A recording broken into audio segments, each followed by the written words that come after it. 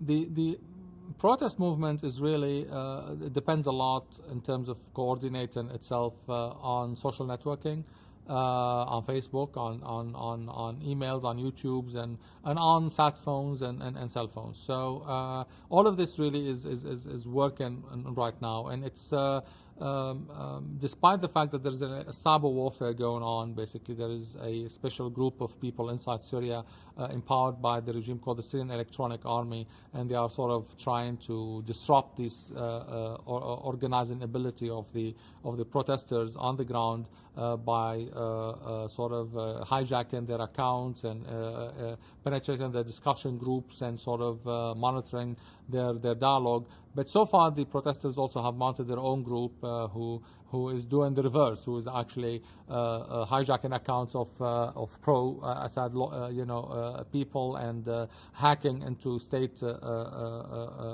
websites and run websites. So there is a cyber warfare component going on. But insofar, despite all of it,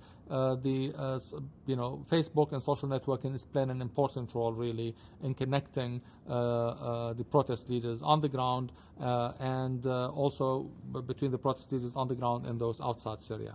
So this is really major for us. And even when the internet is down, we try to compensate by that by having routers smuggled in and who use sat phones basically to link to the internet. So we are finding ways always to remain connected and to allow for that kind of interaction to happen between protesters inside the country and inside the country and outside the country. So that shows you that there is a level of coordination, despite the fact that when you look at the protest movement, it seems atomized and localized. They are this suburbs in Damascus and that area in Hama and whatever. They don't gel together. They don't come together. But that's because army troops and tanks are all over the place, sort of interrupting that kind of communication and or the ability of the protests to sort of merge together. But they're merging virtually. So they are atomized physically, but they are really merging virtually, and they're using the internet to actually be on cue, be on message, be on the same idea, on the same page, and exchange ideas and information. So it's and that's really what's allowing for a leadership to emerge on the local level, but also on the national level.